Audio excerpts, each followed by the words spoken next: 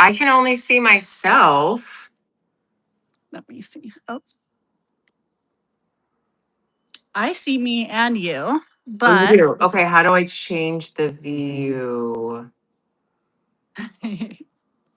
This is my second time doing this with a guest. Oh, now I've put on a green screen. I mean I can hear you. I just can't see you. So because when I hit the X, it asked me to end it, and so I don't want to remove you. I mean, I don't know what I did. it is Mercury retrograde. So It is. I mean, you can see me, so I guess we can just go because I'm clueless on how to. let me This. see. Let me pull up your YouTube on my laptop and see if I Yeah, me. because I want to make sure we can like both. I want you to be seen.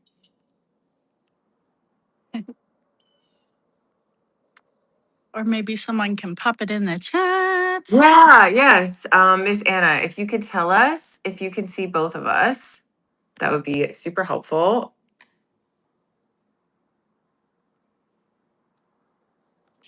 No one else. Oh yeah, I see me. Okay. I think we're Okay, good. great. I'm sorry Okay, you great. can't, but No, it's okay. At least I can hear you. That's all I really, yeah. Okay, so for everyone joining, thank you. It's our Sunday service. I'm so excited to get into this. I have never met this woman. We just crossed paths randomly on a meta like Zoom training, and I immediately fell in love with her, and I immediately followed. And I don't follow a lot of people. Like in that meta group, I follow like 3 people. I really don't like anybody. So I was like immediately into you. And every time you post something on social media, I'm like, it's me. She's talking about me. Like you just like are singing to my heart about bereavement because you're in the rawness of it right now. I was and have slowly moved out of it. It's still raw, but I wanted to talk to you today about your channel and I mean, because I know you have another job, but your content has been very bereavement lately. Yeah. So I run a few businesses actually. So I have a spray tanning and jewelry boutique here in Wichita, Kansas, where I live. And I also am a social media strategist for beauty pros. So I help beauty pros start and grow their businesses on social media. I've been a licensed esthetician for 12 years. And as much as I would like to say I'm like new to grief, unfortunately I'm not, but I did lose my dad this year, which was obviously like one of the most heartbreaking losses you will ever go through. And so I lost my dad to cancer this year, had some prior losses over the last 10 to 15 years or so, all of my grandparents, my father-in-law, my soul dog. And, Oh God. I'm I so know, sorry. I know it's a lot, right? It's heavy. So I have been on social media forever. Like, I mean, back to Zanga, MySpace, AOL Wow. chat rooms. Like, I've been chronically online since before chronically online was a thing. And I've been creating content, but I never like really found my thing. Like, I was never really growing on social media, but I really, really love it. And this is why I love entrepreneurship because I think just, like, I don't know. I love the internet because I moved around a lot. So I was able to stay in touch with friends from all over the country where I've lived. And so I love social media, but I was never growing on social media. I always just like to share like positivity, humor, like kindness, love, all of the things. And when I lost my dad this year, I just wound up sharing that journey on Instagram. And so I had been at 3,000 followers at the beginning of this year.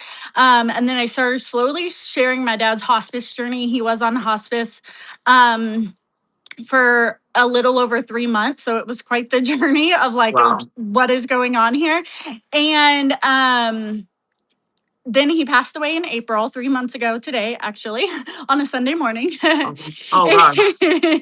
Chills. And I'm sorry. no, it's okay. I didn't even think about it until like Wow. last night. I was like, okay, well, this is a good day to talk about this, but actually feeling, pretty decent today. So but yeah, so I started sharing it and then my account blew up with all of these people also going through the same thing. And I've been saying that like grief is the most loved and the most lonely I've ever felt in my life. Like I don't know how two things can be so true, but it's like being able to share the journey of, the things that I was feeling feeling, because grief is a beast. Like it's so confusing. It's so like the feelings don't make sense. You think you're going crazy. You have all of these weird like body symptoms you've never had. Like, I mean, it is a wild, wild ride. And so to know that I wasn't alone just really helped. It's kind of like helped the healing process. I mean, obviously, I'm going to be healing from this for probably the rest of my life.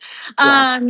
But my page grew. I've gained over 6,000 followers. I'm just a few hundred away from 10K Follow her now. Follow her now. at Glow with Anna. Um, and it's just surreal, and it's like it's not about the followers, obviously. It's about the community The and the connection. opportunities Yeah. and connection. And Mhm. I always go back to that, like it's called social media, it's supposed to be social. And Mhm. I know that we see a lot of fluff and a lot of bullshit and a lot of you know fake on social media, and Oh I yeah. just want to be the real. Like I just want to bring the real, and that's what I'm doing. So We love that so much. I love that so much. And they have been training us in meta, like to be authentic and vulnerable and raw. And when I lost my mom and both my brother, like people did not know how to have a conversation with me. yeah, I lost a lot of friendships because instead of saying like, "Hey, I'm sorry that happened," they just never said anything. yeah, And that was really hard. And for me, I don't know, when someone asks, "Hey, how are you doing?" It's almost condescending because it's like, how do you right, fucking think I'm doing? Like, right, what do you want me to say? And then I did find on days that I was happy, people would literally message me, "How can you be happy? Your brother just died. Like, how can you be so happy?" And I was so confused. So for me, bereavement was such a weird, confusing phase. And I feel like you're just leaning into it in such a beautiful way. And I think the sharing of it authentically is so beautiful. Thank you so much. Yeah, it's definitely, I mean, I've been a bit shocked by the exactly what you said. Like people just Yeah, don't know what to say, and so they don't say anything at all. And although I think I understand that to an extent, when you're in it, it feels so like icky. It's like just acknowledge it. Like I have friends that still haven't acknowledged it, or like said so sorry for your loss, I love you on Facebook, and then never again. And it's just like, oh my gosh. But I mean, it does like open your eyes. And I don't want to be the person that is like angry. And I honestly like never intended to be the person that like makes grief my whole personality either. But, you know, again, I'm so fresh in it, and I have to keep reminding myself that too. And I think when you put yourself out there on social media, it opens up, it's like a mirror, right? It's going to expose you to all your vulnerabilities, all your insecurities, and there's always going to be people that have something negative to say. But I just have to like keep coming back to this, like, I'm fresh in it. And again, like my dad was in hospice for more than he's been gone. So it's such a weird thing. But I think again, the connection, like you just find your people, and the people that don't get it, like I'm so happy for you. Like congratulations, consider yourself lucky to not know like this depth of like pain. But it's eye-opening for sure. totally. Yeah. I think I give people the benefit of the doubt that a lot of people were not taught how to express their emotions. Hmm. So trying to process what to say to someone, doing an imaginable thing that they don't want to ever have to go through. Like, no, most people don't want to lose their mom or their brother. So they're Right. trying to process, like, I don't even know how I would handle that. How can I show up for this person and be supportive to them? I had one woman, we don't speak anymore, but in the phase of losing my mom, she would text me, "Have you been outside today? Have you eaten today?" And it was so much more helpful than "How are you doing?" Right. Because it was like, because I was a zombie. I was not eating. I was not going outside. I was not doing self care. So she intentionally, daily, at random times every day would say, like, "Hey, maybe you," like, not telling me to do it, but like, "Have you? Maybe you should." Right. And I would, and it, that to me was the most supportive. So I guess for the viewers that are going to be watching this, that's something that at least worked for me. I don't know if you have any messages that you've really received that are similar. I don't know. Yeah, I think for me, like the most helpful things have just been, not expecting anything in return. Like again, that the condescending, like, how are you? I just don't know how to answer, because if I say like I'm actually doing okay today, but Yeah. that could change at any second, and like you're about to change my mood just by asking. And I don't like, I so appreciate people checking in. But again, the thing that has been the most helpful to me is just like, you don't have to reply, but I'm thinking of you. Or, Right. there were people that Yes. obviously sent, DoorDash gift cards and stuff like that. I find very helpful as well, because to me, like the thought of having to, I always like decided and made dinner for my husband, and the thought of like having to do that like broke my heart even more, because I didn't want to think about what to make. I didn't want to make dinner. I didn't want to wash dishes, so it's just like those things that take the burden off me having to even think Mhm. about how to answer the question. Or again, I actually, the first reel that I had go really really viral was one where I was kind of a little bit angry, I will say, which valid anger. But I was basically mocking. I don't want to say that. That sounds icky, but saying like the let me know if you need anything. Let me know if you need anything. And I was like, shut up.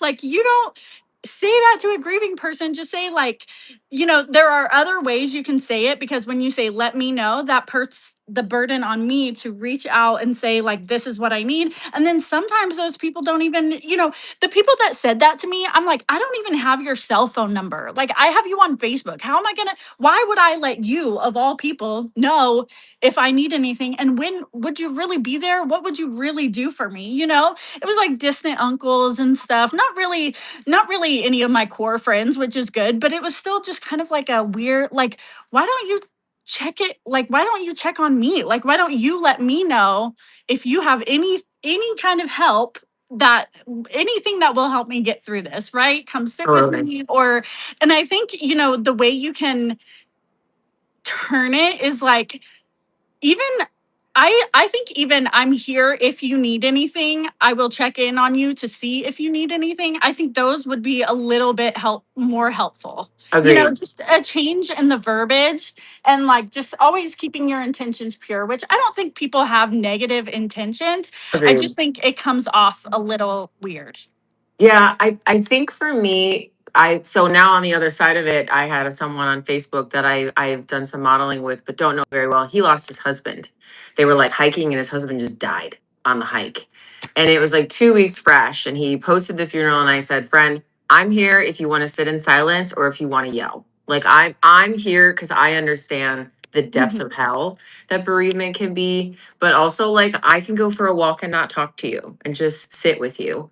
Those are kind of things that I now offer, because I wish someone had done, like, I had weird people that I didn't know wanting to know the gossip about how my brother had, like, they just wanted to know Yeah. like how he passed away. And I found that so gross that like someone was kind of just being nosy and not really, I don't know, people are interesting, people are weird. Right. I Um, know. I think people are super curious. And it's interesting because I keep trying to remind myself like people don't know unless they know, and it is a hard pill to swallow. But obviously, like the best support I have gotten are people that have also lost someone very very near to them, yeah, which it sucks, but it's like it just brings you together. And I think again that's why my page has grown and why people are resonating with this content, is just because it's like it's such a deep pain that you just don't know until you go through it. Like you can try to fathom, but it rips your world apart. And again, grief is just super weird. And so a few maybe about a month and a half after my dad passed, my best friend had a miscarriage, which I can obviously never even, I've never had kids, I've never been pregnant. Like I can't imagine or fathom, but in my mind, losing a child would be the most painful thing in the world, like even worse than a parent, because again, we kind of grow up with this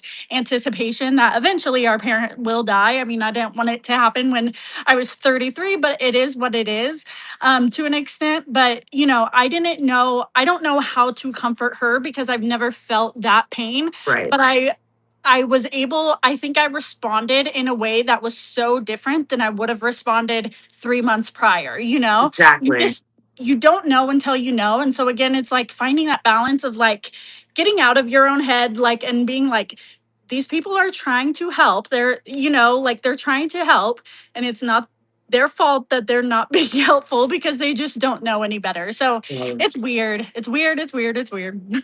So something that I was fortunate enough with my mom, she was in hospice for like, I don't know, 2 days before she went into the coma. So I didn't get a ton of time.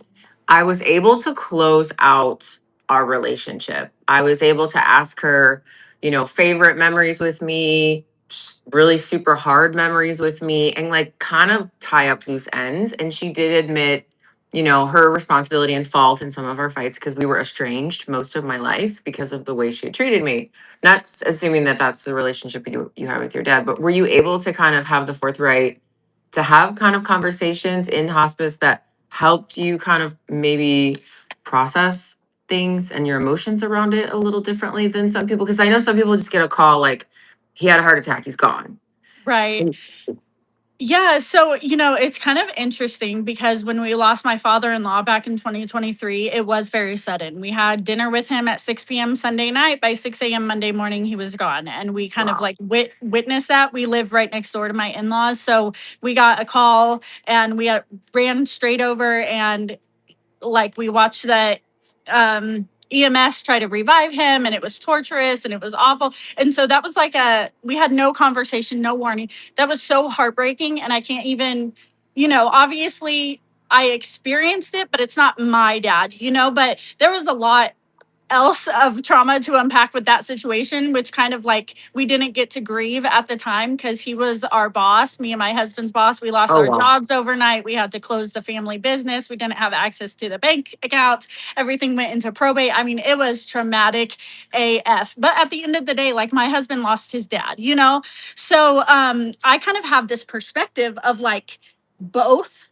And of course, I think like of course, losing my dad was the worst. Of In my own course. world, like I'm going to Yeah. think that it was the worst thing in the world. But even my husband and I have had these conversations because when he saw me, I was spending nights over at my mom's. Luckily, my dad was in like home hospice. So we were at my mom's house. But I think the feeling that the anticipatory grief, I always have trouble saying that long word, but that was so heartbreaking. And yes, hospice told us like, hey, have these conversations, like this is what's happening, this is, your timeline and stuff. And it was such a weird thing. And like me and my dad, like, of course, I love my dad dearly. Of course, we're pretty close. Like, my mom worked a lot as a kid. She was the breadwinner. So my dad was like taking us to school and stuff. But even my dad worked a lot as a kid and he wasn't as like emotionally present as I would say, like, I wish he would have been. But, so like having deep conversations was just not really us, to be honest. Like, so we had some good, I would say some like good memories, but my dad, like he was just a goofy person. Like he just wanted to make people laugh. And maybe that was like a avoiding deep, intimate conversations like thing. And so, but I heard something pretty early on in the hospice journey. Like I started following some hospice nurses and stuff. And one thing really stuck out to me that like, it's not for me, it's for them. Like hospice is for Mhm. them. And yes, as much as I would have loved to, tie up loose ends or tell them like, hey, this really hurt me in my life or whatever, I kind of just got to a point like pretty early on where I was just like, I want to forgive my dad for all the wrong he's done because it was his first time on earth too and he was just figuring it out. And so, you know I told myself when he passed, I was like, I don't want to have any regret, even before he passed, because again, I do think having that hospice situation was obviously a blessing. Like, obviously, I mean, it was so painful to watch him deteriorate for Yeah. so long. And he was actually, he didn't want to go. Like he was fighting it so long. I mean, girl, it was about 2.5 to 3 weeks where we thought every day was the next day. Like all the science, even hospice was telling us, like, this is active dying process, end of life. Like he's going to be gone in 24 to 48 hours, like everything we read. And that went on for 3 weeks. Like it was Wow. agonizing. It was That's a excruciating. yeah, I know. yeah. And so you get to a point too where you're just like, you just want, like, you don't want him to go, but you don't want him to suffer anymore. And you don't That's want, and you're so tired. And like I was spending, me and my mom and my sister were alternating. We had to be there 24/7 because hospice wasn't, they were just come and go like once a day, you know? And Right. so it was awful, but I told myself, like, I don't want to have any regrets. And so I really just had to get to a point where I just forgave him for everything, like to my core. Like, I forgive this man and I just want to be here and be present. And I just held his hand and I told him I loved him. I said, thank you for, being a great dad. You did the best with the resources that you had. And to me, like, that was enough for me. I kind of want to be selfish to where it's like, I wish we could have had more conversations, but I also I told myself like no regrets because this is our relationship. And, and I'm youngest of four. So I think, of course, I hope all my siblings feel like they have a special connection with him too. But I mean, I'm my daddy's baby girl. I feel like I have a very deep connection with my dad. Right. And so I didn't want to make it this thing where he was gonna, have regrets or, and then maybe I was almost scared of what he would say if I brought up, certain things. So I really did. And I truly believe in my heart of hearts that like I did forgive him and I don't have any regrets. So Now, number one, that's huge. Like, I'm so proud of you for that because that's so major. And I think that's like a missing link emotionally that so many people, when someone hurts you, the forgiveness is for you. It's like being mad and spiteful and carrying that with you is like carrying toxic Drano within your body. Like, it's eating away at you. yes. The other person can't feel it. They don't know that Mhm. you're doing that. And I think a big difference between our experiences is this was a man. And my channel is all about men not being able to express their feelings, knowing how to be vulnerable. I mean, I started this channel because my brother was so sad after losing our mother that I think he wanted to die. And it's so sad that in the ICU after he died, nobody knew his mom had died. He had gone 2 years of bereavement, not telling his friends that his mom had passed away.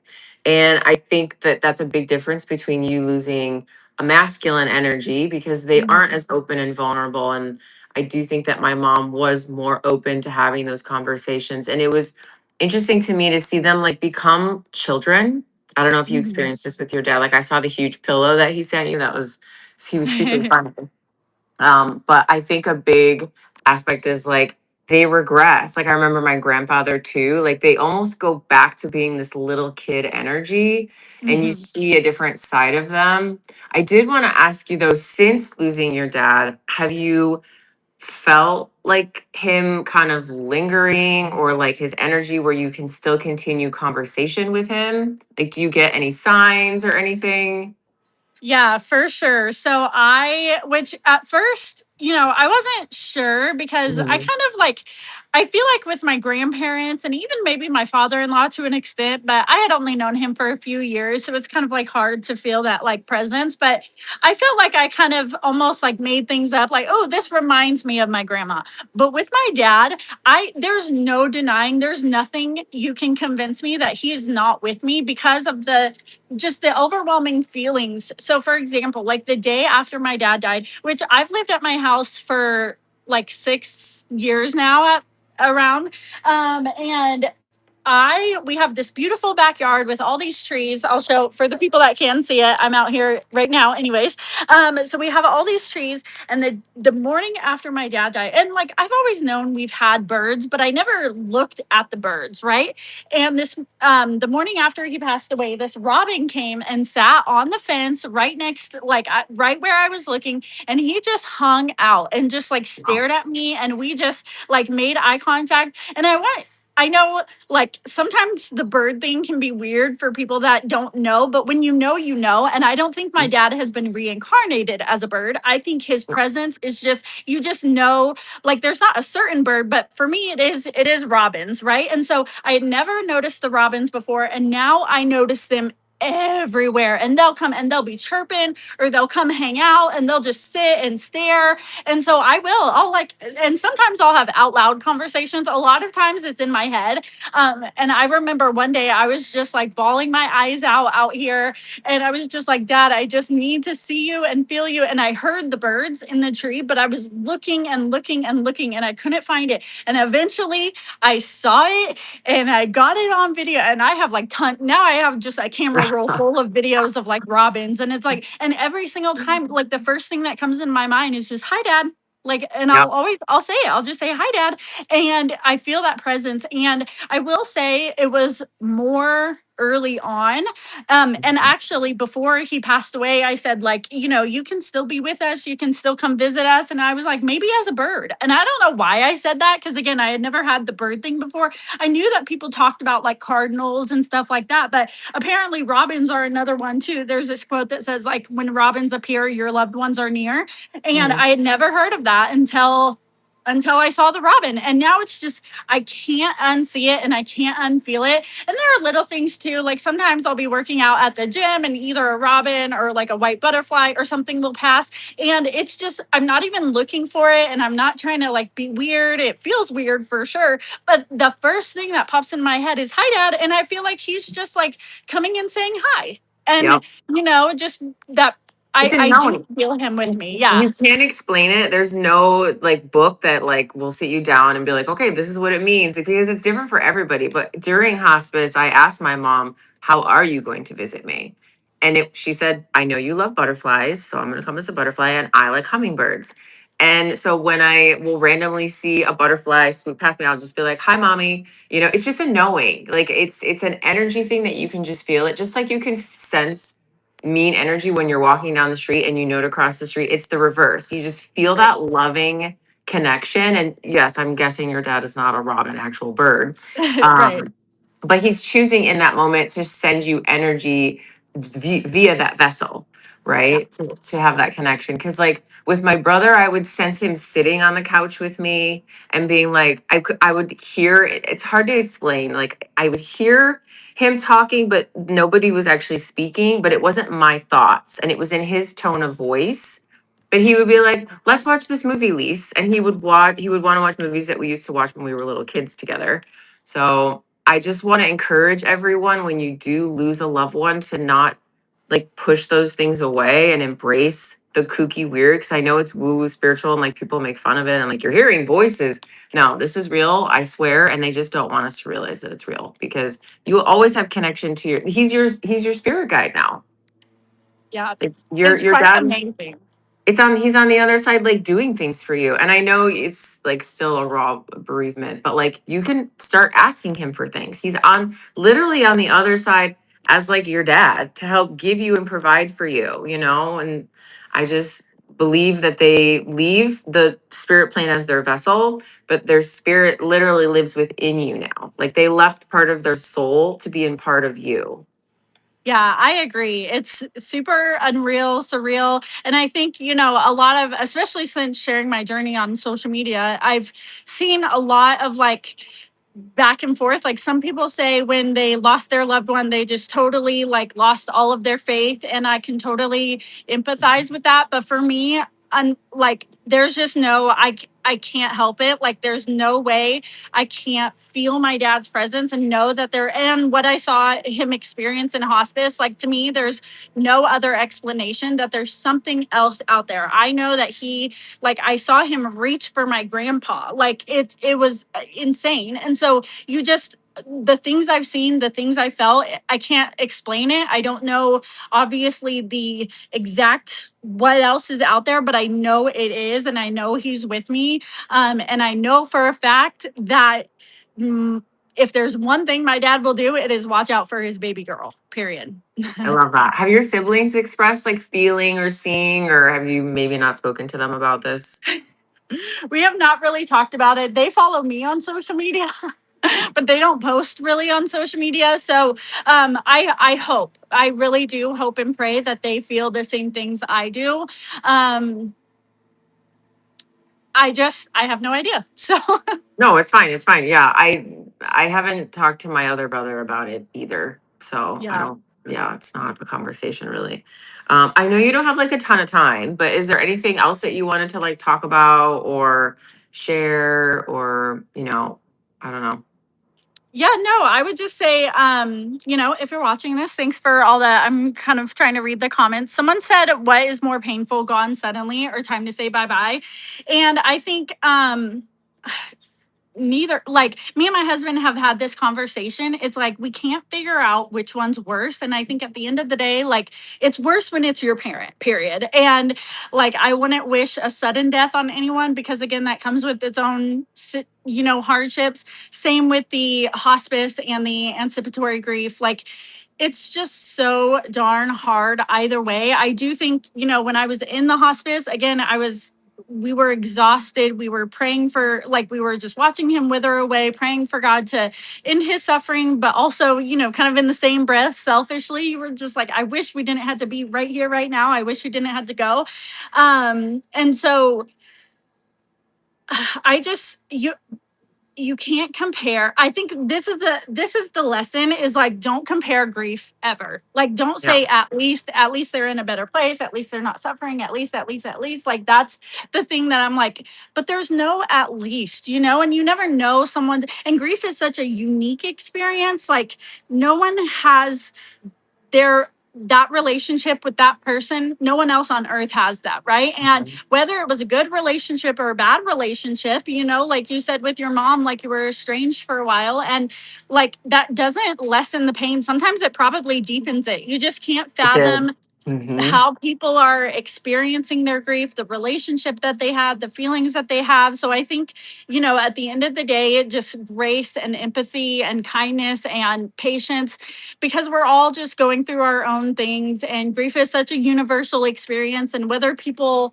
admit it out loud or process it out loud or share it or hide it, like we're all going through stuff, and maybe not such a intense loss, but even like, when I lost my soul dog, like that was crushing. Not nearly to the extent as this, but in a different way, Yeah.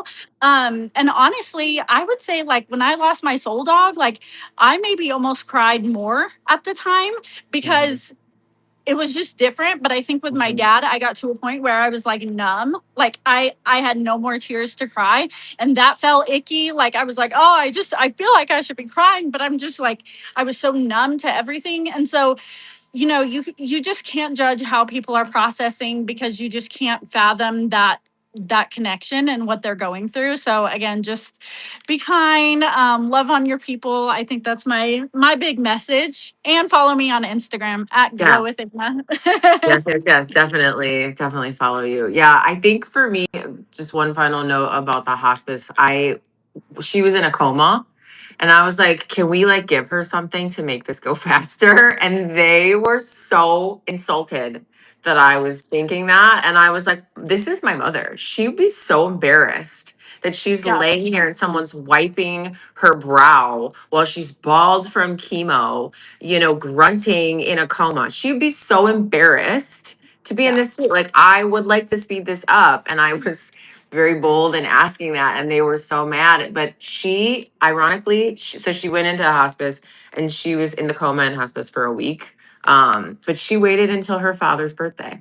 She passed away on her father's birthday. So I do think that like they choose to go when they want to go, mhm, and it's their journey and it's their world. I mean, they're ending their game of the video game, and I want to yeah. support them whatever that looks like. But yeah, to what you said, I there isn't a better way to go.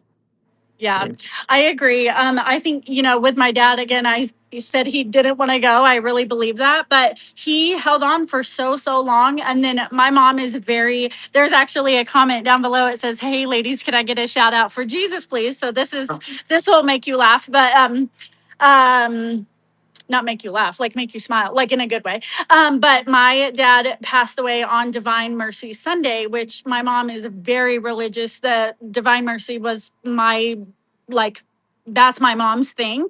And it's like, how surreal. And my sister, she yeah, had been in town for 3 weeks with her little 1-year-old baby. Her husband had only had like 3 days for bereavement. So he was like, not trying to come, and then he finally did come, and then again because we thought it was the end, right? And they had to go back. They were going to go back to Kentucky that day. They were going to leave at 7 wow, a.m. and my dad passed away at 4:36 a.m. Like he waited, and like because I kept telling Sheree, my sister, I was like, if you go, like he's going to pass away. Like you're just gonna have to turn right back. But it was this whole situation because there's a little 1-year-old baby involved. Like, and dad's got to go to work and all of these things. And it just so happened that thank God they hadn't hit the road yet and had to turn around and Wow. get a call, Wow. right? So Wow. he really did, as excruciating as it was for us. I'm like, damn, dad, you didn't have to do it like that. But I think for my mom, like, and for my sister, and for all of us, like it just had to be when it was. And so I've got to run because I got to go to church. But so yes, shout out to Jesus and the faith that I will see my dad again someday. Thank you so much for having me. I Thank you appreciate for you coming so much, on. sister. This is amazing. I'll send you this Yes. afterwards. Perfect. Bye guys. Happy Thank you. Sunday. You too, Yeah. bye. Okay, so I'm gonna go run back here through the comments. Let's see if we've got yes to the holistic lover. I am grateful for you and everyone here. I don't know who Lindsey Graham is. Let's see. She was lovely. I'm her biggest fan. I can't even look at the comments yet. I still want to talk about her. Like, I am so impressed that someone can elegantly and eloquently express bereavement. For me, after my mom, I was trying not to like talk too much about my situation because I really wanted her to share her story. But like, my mom and I were estranged and we didn't have a lovely relationship. When she got sick, she actually would tell people, I'm so glad that I got sick because it brought my daughter back to me. And I thought that we had helped her beat breast cancer, and we did, but unbeknownst to us, it went to her brain and it was brain cancer. And that took her finally. And I wanted her to fight. I wanted her to push through and do all the things that she had done to beat the breast cancer. And she, didn't want to keep living. She wanted to give up. So when I went to her house the week that she went to the coma and I saw her, I did say to her, listen, I want you to go as fast as possible. If you're ready to pass on, I'm ready for you to take that choice in whatever capacity that looks like. And she said, thank you. That means a lot.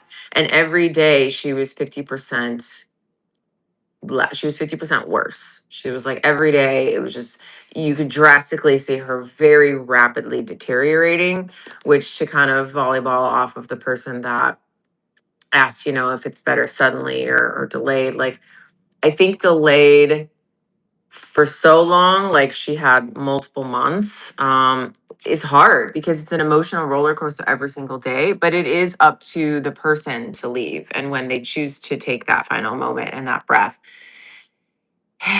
And I'm so thankful that I got 3, 4 days laying in bed with my mom, closing our relationship. I wish that for everyone. Something that I've considered doing after is becoming a death doula, because I think the end of your life, I really think that processing everything and talking about your grievances, and my mom, I'm so lucky that we were able to have the conversation with my mom about how, she was sorry that she had been a little rough on me, and she was sorry that she had done XYZ, and like certain memories would come up and she would explain from her side of the view, like why she had behaved that way. And that was so healing for me. And unbeknownst to her, that during all of this, my stepfather was the reason that I had run away from her at 14. He actually apologized in her passing for how he had treated me and how he had made a mistake and how he had chosen his own son over me, his stepdaughter, and he was apologizing for that. So my mom's ending, I have chills. My mom's ending, as sad as it was so healing in the openness of the conversation, the vulnerability of the emotions, which I don't think men are able to do. Like, I'm estranged from my dad. To me, my dad passed away mentally years ago because he doesn't want a relationship with me. So I don't know how I'm going to process the actual loss of him. I have told his best friend, like, if he wants me on his deathbed to come say goodbye, I'm open to that, but I'm not going to chase or beg to be in a man's life. So He's been struggling with emphysema and like lung cancer for a long time. I hear that he's doing well. I don't really know, but I'm sure processing the loss of a masculine energy, especially one that's not open and vulnerable and open with his feelings, it's going to be heavier on the soul. Because at least with my mom, she was a spiritual, intuitive person too. And I think that she was open with her feelings because she was that childlike, giggly persona that I was trying to express. Like, my grandfather was very silly. The last time that I saw him alive, he was very childlike. He was like playing with things and like imitating, he was playing cars. Like, he had just regressed to such a young personality. So let's see if there's anything else.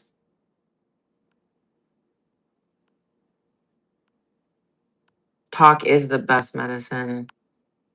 The birds were Holy Spirit for sure.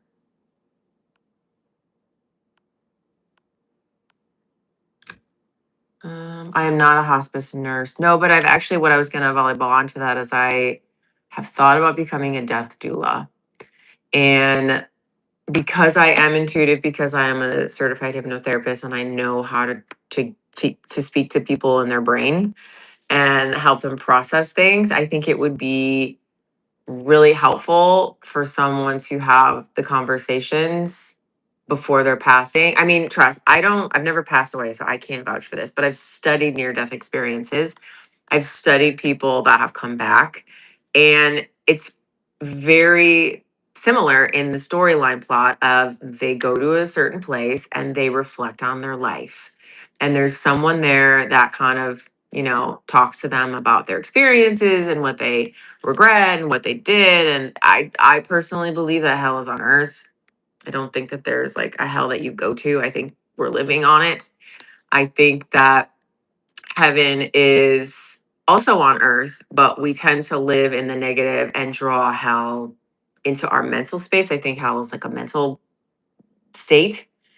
And I think heaven is here once you can reconnect yourself to where you came from. So I believe that we all come from heaven. I think that we're all good humans. We're all good souls. We're all good people. But we sometimes get contaminated mindsets based on neglect, abandonment, abuse, things that we witness around us, things that we see on TV, things that we believe about ourselves. And that contaminates us. And then we live in that hell on earth in our mindset. So that's Team Blonde. What does that even mean? I couldn't see her. So I hope everyone could see her. I could just hear her. I don't know who Lindsey Graham is. I'm sorry. Let me Google her right now. I'm going to guess by the way you said it, it's a man. Yeah, I don't know Lindsey Graham. I don't follow politics. I used to run a newspaper, so I'm like anti-politics.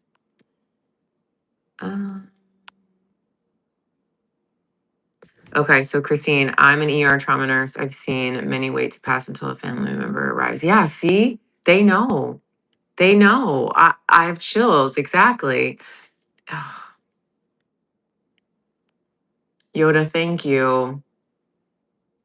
Absolutely. I give her grace. Absolutely.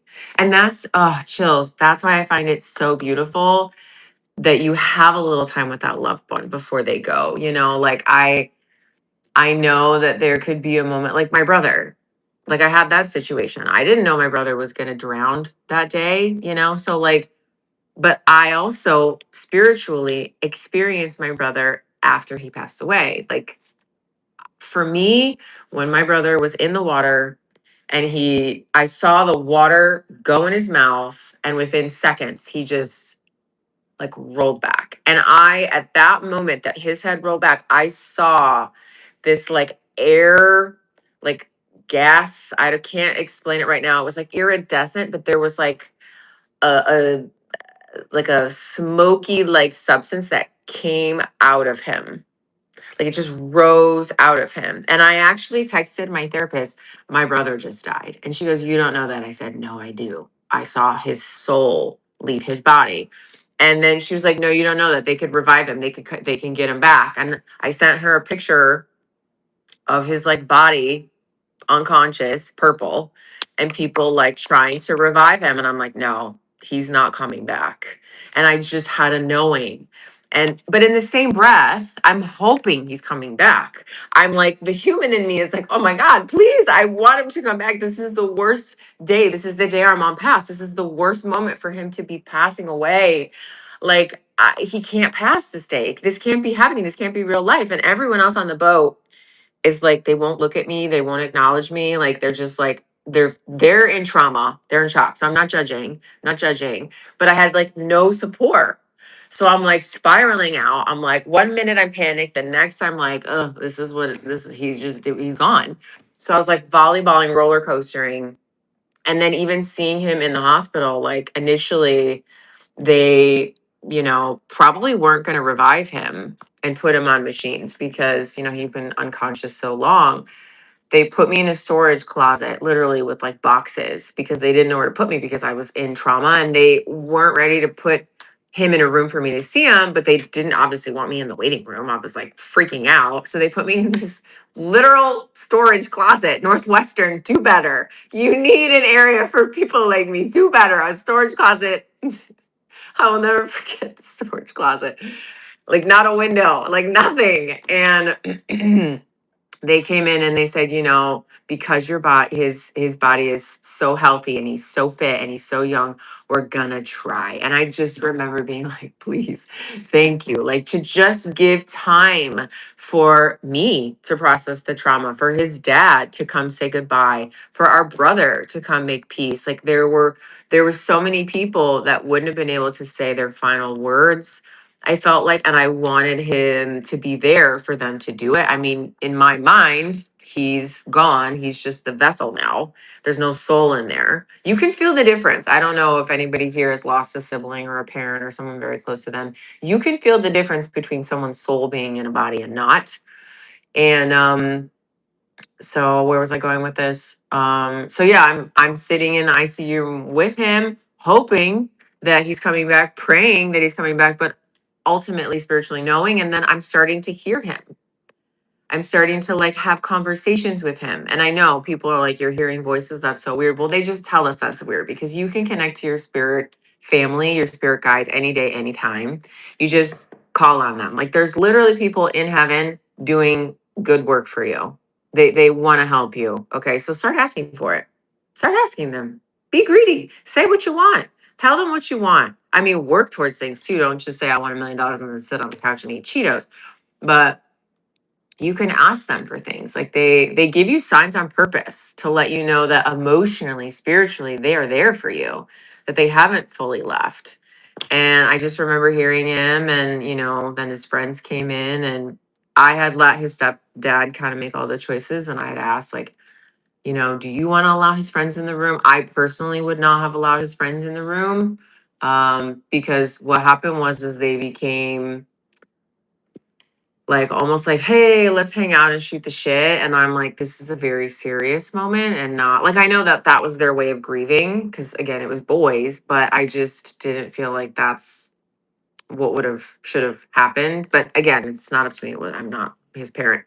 Um, yes, Christine. Yeah, well, you're also 6666. So yes, you definitely are. Time, matter, and space cannot come into existence at the same time. It's called the continuum. Can you explain how that happened? Marie Jennel, I don't know what you mean about, can you explain how that happened? I don't know what part of my story you're asking me for. Thank you, Christine. I'm happy that you're here. Carried and cried for him. Oh, wow, Yoda. So you've lost both your parents and your sibling, Yoda. Oh, I love that. I had no idea. I'm Googling that now. I had no idea. That's so beautiful. Okay, I no longer am weirded out by multiple sixes. So thank you for that education. That's so beautiful. I love that. I love that so much. Well, thank you for subscribing. Thank you for joining.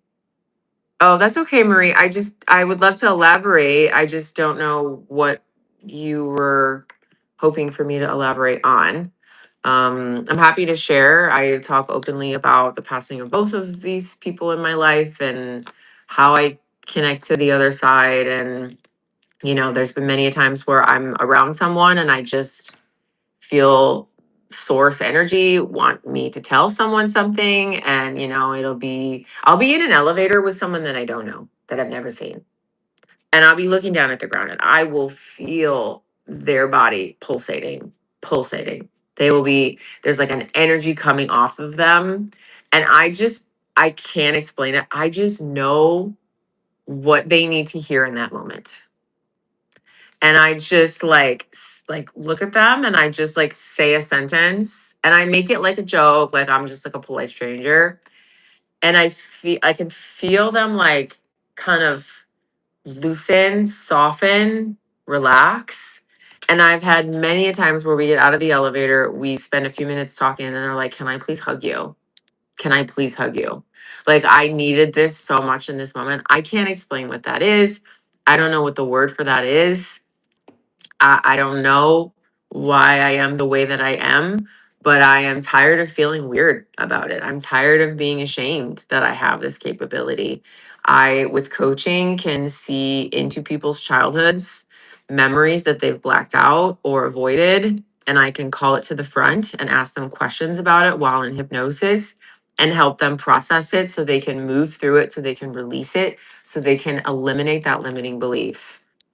And it's a magic that like I feel like I was blessed and gifted with. It's not something that I intentionally studied or practiced, but I do think that since I was studying this kind of work with Mariam Williamson cassettes since I was like 10 years old, this is my purpose and this is what I was created and put here for, which is why I like to do these Sunday service videos because I really want to make bereavement a conversation that we speak more on. I think we should have a safer, more welcoming conversation. Like I hate to this is not in any way comparison, but like AA has meetup groups. I know that there are bereavement meetup groups, but I wish that there was more of them. Like let me just even look to see if there's a bereavement group near me. I live in Chicago. And if there isn't one near me, then there highly likely won't be one near you if you're in a smaller town. Okay, so I see a few of them. And it looks like three or four. There's probably way more. Oh, I do remember one. Gilda's Club was one that I kind of worked with a little bit. Um, But yeah, it looks like oh, no, yeah. When I Googled it, most of them are like therapists. It's not like a group. I think having like a group would be helpful where you can sit with other people because not everybody in the group is going to like connect with you or like be your cup of tea.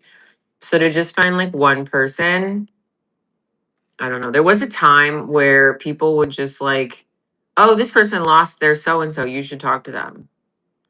And I was like, okay. And we would connect and this one woman was kind of kooky about it. She had a bereavement group in a different city, I believe in Illinois.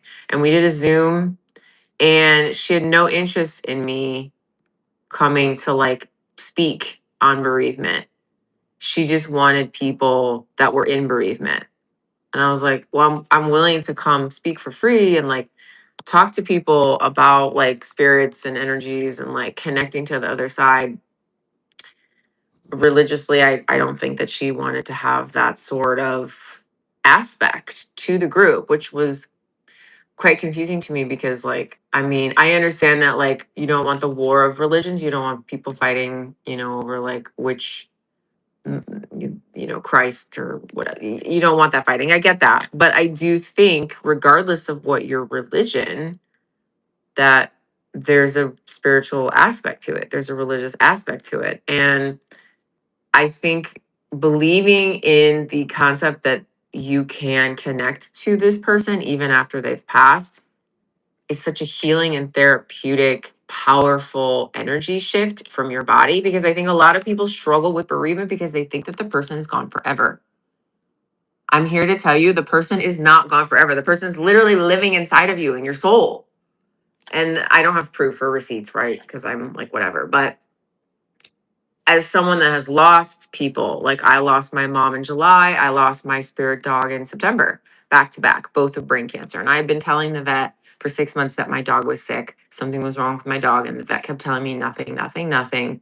I made them scan her brain 2 months before we found out my mom had brain cancer. And there was a lump on my dog's brain. And she rapidly died, you know? And she probably was sick for the few weeks after my mom died, but I think my dog held on for me so that I didn't lose her before my mom. I mean, I was still devastated that I lost her right after my mom. And I was, wanting to myself because I was like, you took my mom and you took my dog. How dare you? I'm done here. Get me out of here. Because I was like, you took my two favorite things. Like, wow, the audacity. Like, why would you do that? But yeah, I want everyone to know that there are people cheering for you. Even if you can't see them, even if you can't call them on the phone, they live within inside of you. Oh, Yoda, I want to hear what you say here. Yoda says, that's something I do also. We can sense and share a message with people we come across. I think it's important. It helps us move forward or leave them with love and a smile. Boom. Yoda is the GOAT. That's why I always on every Zoom that I ever do, Yoda, I wish that you were there. I would like to compensate you with a check of some sort because you're just like the best moderator. And I don't want to ever do lives. Yoda, I did a live last Friday without you and it was awful. It was awful. I like that you're here and I appreciate your help. And I just want you to know that I really appreciate you. Um, Yeah, I think just like sharing kindness and patience and love and like what Amina was saying, like just forgiveness. Because forgiveness is not just something that you give to someone to be nice. Forgiveness is for yourself because not moving through that and letting that resentment and anger go is just making you sick. And I think oftentimes like I don't want to speak for Anna, but I will speak for another client that I had who she was going through cancer and her dad got really sick and almost passed away. And he was behaving in a way of anger and fear, but it was coming out as like rude and mean, but he was scared, right? And I helped counsel her through the fact that like he's about to maybe lose his life and he's really overwhelmed and he's scared to leave. So he's like, I remember my grandfather on his deathbed was not so nice to me the last time that I saw him. And they are ending their life. Like they aren't telling us that they're ending their life, but they are ending their life. And we know that they're ending life because they're sick, but we don't know for sure that they're going to end life. Like and you don't know the time or the day or like the moment. And like, am I going to be here? Am I going to miss it? It's just very heavy. So I just appreciate everyone. Oh my gosh, Yoda, no, you're not. That's not. No, it was a random day. It was a random day, a random time. You don't have to come to every live. I just literally hung up after 8 minutes because it just was like the comments were weird. Nobody was talking. No one was saying anything. Yoda, you add value. Like I appreciate Christine joining. She added value. I love that Anna joined.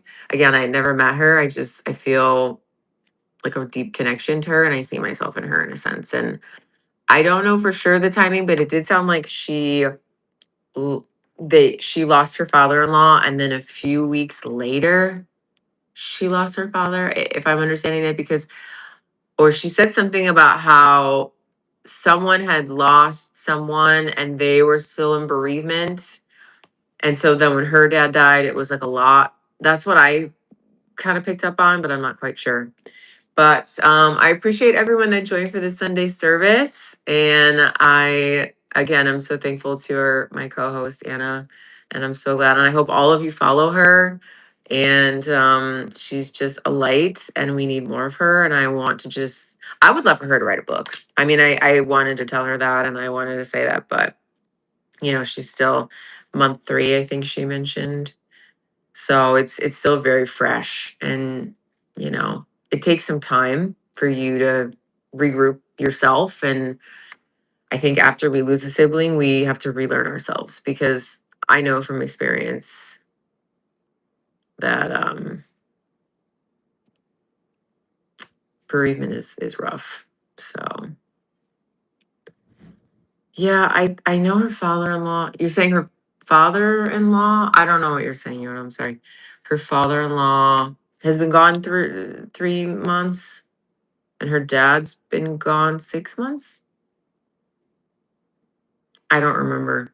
I don't know what the divine day is that she was talking about. When is the divine? What day? Divine day. It's Easter, so it's April 12th. So that would make sense. Yeah, 3 months. Wow. Yeah, I know that they had both passed, but I think the father-in-law passed like a week or so, it sounds like. Because when her father passed, she felt bad because he was still in bereavement about his dad. But I don't know the timing, but like what a 1-2 punch that was. Okay, everyone, thanks so much for joining. I appreciate all of you, and we'll talk to you next Sunday. Bye.